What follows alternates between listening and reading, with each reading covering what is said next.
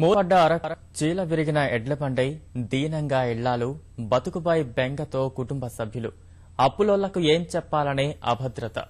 తెలంగాణకు పచ్చని తోటగా కలకలలాడాల్సిన ఆదిలాబాద్ జిల్లాలో ప్రస్తుతం కనిపిస్తున్న దయనీయమైన దృశ్యాలివి. బాకీలు భారమై కుటుంబ పోషణ కష్టమై జిల్లా రైతన్నలు పగ్గాలనే ఉరితాళ్లుగా బిగించుకుంటున్నారు. పెద్ద దిక్కులేక డొక్కెండిన కుటుంబాలు బోరున విలపిస్తున్నాయి.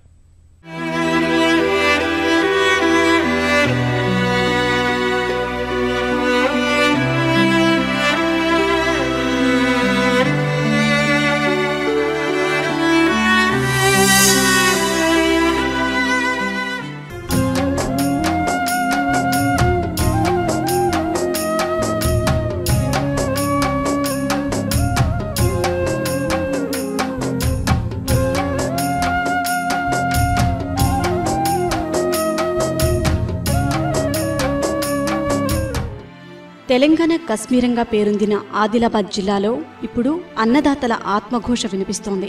రాష్ట్రంలోనే అత్యధిక వర్షపాతం నమోదయ్యే ప్రాంతంగా పేరొందిన అడవుల నేల తెలంగాణలో అత్యధిక రైతు ఆత్మహత్యలు నమోదవుతున్న జిల్లాగా అప్రతిష్ట మూటగట్టుకుంది.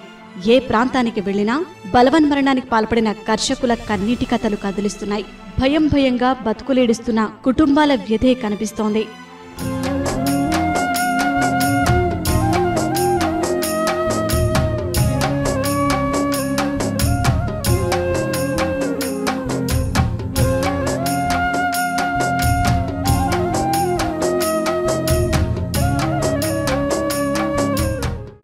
రైతే దేశానికి వెన్నెముక, రైతు లేనిదే రాజ్యం లేదు అని నినదించే నేల మనది. కానీ వెన్నెముక లాంటి రైతుకే నడ్డి విరుగుతుంది, బలవన్మరణాలకు పాల్పడే పరిస్థితి వస్తుంది. ఇప్పుడు ఏ కుటుంబాన్ని కదిలించినా కన్నీటి వేదనే వినిపిస్తుంది, ఎలా బతకాలనే భావన కనిపిస్తుంది. జిల్లాలోని బోత్కు చెందిన కౌలు రైతు త్యాగాల నారాయణ కుటుంబానిది అంతులేని గోస.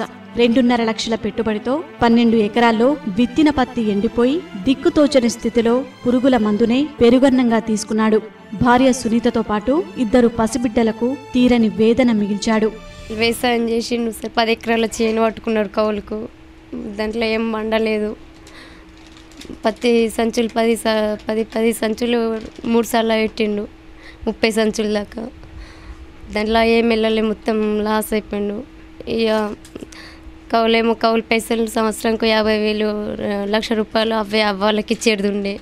వాళ్ళు అడిగిండు. ఇక బయట బాకీలు పెట్టుబడి కోసం బయట తీసుకొచ్చిండు, కొమ్మటోళ్ళ బాకీ. అందుకని ఏం పండేటట్టు లేదని చనిపోయిండు. బాకీలు వాళ్ళు ఏం అడుగుతున్నారు. మా భర్త లేదని బాధ ఉన్నది.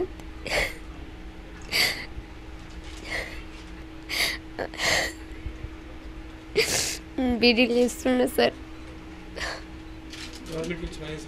ఏం సాయం రాలేదు. సాయం ఏం లేదు గవర్నమెంట్ నుంచి. తెలంగాణ వచ్చినాకనే చనిపోయింది బావ, కానీ డబ్బులు ఎక్కడి ఏవి రాలేవు. ఎంఆర్ఓ తహసీల్దారు అందరూ ఫోటోలు అవి ఎస్ఐ అందరు పోలీస్ స్టేషన్లకు పోయింది, అన్నీ చేసిన అన్నీ అయినా కానీ ఎవరు పట్టించుకోలేరు.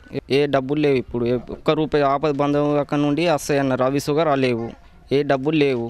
చెల్లె ఇప్పుడు పరిస్థితి బాగలేదు, పిల్లలను పట్టుకుని బతుకుతుంది.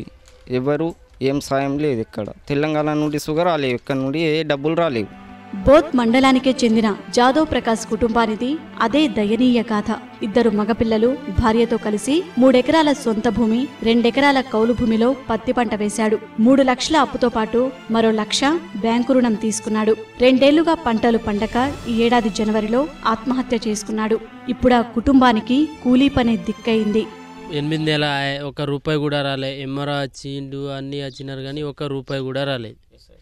ఎస్ఐ వచ్చినారు, అందరు అన్నీ చెప్పినారు, అన్నీ అయిపోయింది కానీ ₹1 కూడా రాలే. ఎమ్మెల్యే రాలే, ఎంపీ రాలే, ఓళ్ళు రాలే. బాకీ 3 లక్షలు ప్రైవేట్ అట్లనే బాకీ ఉన్నది. ₹1,00,000 ఇప్పుడు బ్యాంకులో కూడా అన్నీ అట్లనే ఉన్నది. ఏం లేదు, మాకు ₹1 కూడా రాలే. ఇట్లనే కూలి పని చేసుకుని బతున్నాం. అప్పుల బాధకు తాళలేక తీర్చే దారి తెలియక మామడ మండలం కొరిటికల్ గ్రామానికి చెందిన వెల్మ రాజేశ్వర్, లక్ష్మణచాందాకు చెందిన కౌలు రైతు బోండ్ల లింగన్నలు బలవన్మరణానికి పాల్పడ్డారు. నేరేడిగుండ మండలంలోని మహిళా రైతు రేంగి అనసూయది అదే వ్యథ. వరుణుడు కరుణించక పెట్టుబడంతా నేలపాలు కావటంతో గతేడాది పురుగుల మందు తాగి ఆత్మహత్యకు ఒడిగట్టింది. బాకు 1,00,000 ఉండే సార్, 1,00,000 అది మళ్ళీ పెళ్లి బాకు సుఖం ఉంది.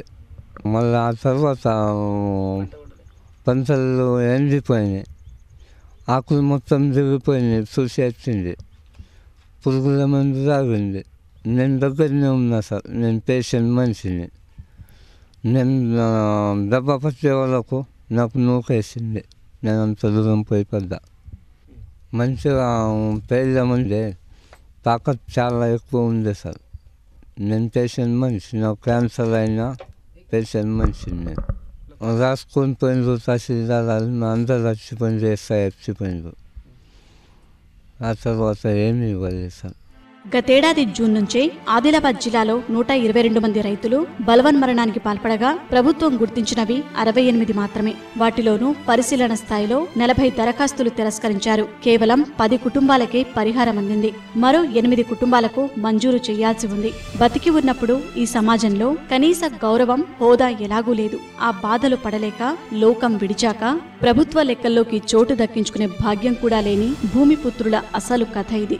అందుకు ఈ లెక్కలకు మించిన మరో ఉదాహరణ అవసరం లేదు. అక్షయ పాత్ర లాంటి అన్నదాతలు అప్పుల ఊబిలోకి చిక్కుకునేలా చేసే ప్రభుత్వ విధి విధానాలే తప్పు. అలాంటి అన్నదాతలు ఏకంగా బలవన్మరణాలకు పాల్పడుతున్నారు. రాజకీయ పార్టీ ఏదైనా రైతు ఆత్మహత్యల గురించి స్పందించడం లేదు, వారి పరిహారం గురించి ఆలోచించడం లేదు. ఫలితంగా తండ్రులను కోల్పోతున్న పిల్లలు, భర్తను కోల్పోతున్న భార్యల సంఘటనలు, ఆ వేదనలు ఎన్నెన్నో.